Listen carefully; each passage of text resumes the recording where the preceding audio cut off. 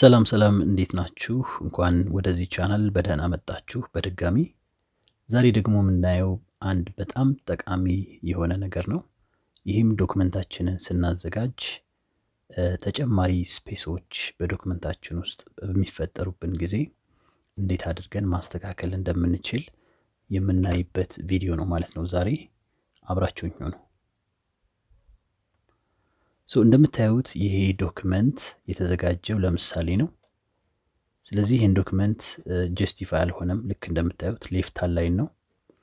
ስለዚህ ጀስቲፋይ በምታደርጉበት ጊዜ ለምሳሌ ኮንትሮል ኤ እንጫንና ጀስቲፋይ በምታደርጉበት ጊዜ ልክ እንደምታዩት እነዚህ ክፍተቶች ይፈጠራሉ ማለት ነው።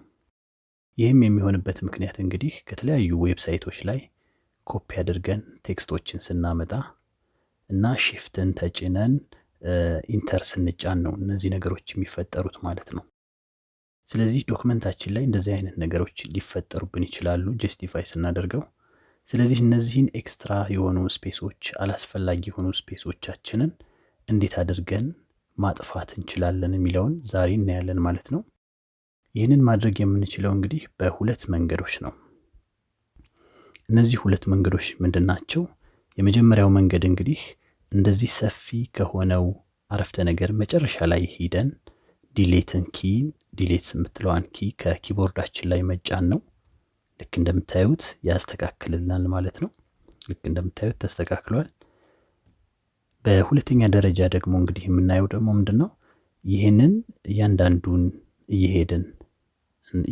እየሄድን ዲሌት ማድረግ የሚሰለችን ከሆነ ወይም ዶክመንታችን በጣም ሰፊ ከሆነብን በአንድ ጊዜ ይህን ሁሉ ዶክመንት በአንድ ጊዜ የሚያስተካክልልን መንገድ ነው ማለት ነው፣ ሁለተኛው መንገድ።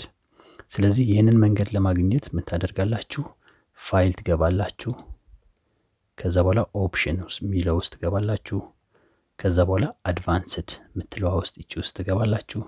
ከዛ በኋላ ወደታች ወርዳችሁ አሽከርክራችሁ ወደታች ትወርዱና ዶንት ኤክስፓንድ ካራክተር ስፔስስ ኦንላይን ዳት ኢንድስ ዊዝ ሺፍት ኤንድ ሪተርን ይላል። ይቺን ቲክ ታደርጓታላችሁ ማለት ነው። ይሄ ምንድነው የሚያደርገው? እነዛን ዶክመንት ውስጥ ያሉ ክፍተቶች በአጠቃላይ ምንድነው የሚያደርገው? ያጠፋቸዋል ማለት ነው። ልክ እንደምታዩት ሁሉም ዶክመንቱ ላይ የነበሩ አላስፈላጊ ክፍተቶች በዚህ መልኩ ጠፍተዋል ማለት ነው። ስለዚህ በዚህ መልኩ የተለያዩ ክፍተቶችን ወይም አላስፈላጊ ስፔሶችን በዚህ መልኩ ማጥፋት ትችላላችሁ ማለት ነው። የዛሬው ቪዲዮ ይህንን ይመስላል። እንግዲህ ጥያቄ ካላችሁ መጠየቅ ትችላላችሁ። አብራችሁኝ ስለቆያችሁ አመሰግናለሁ። ቻው።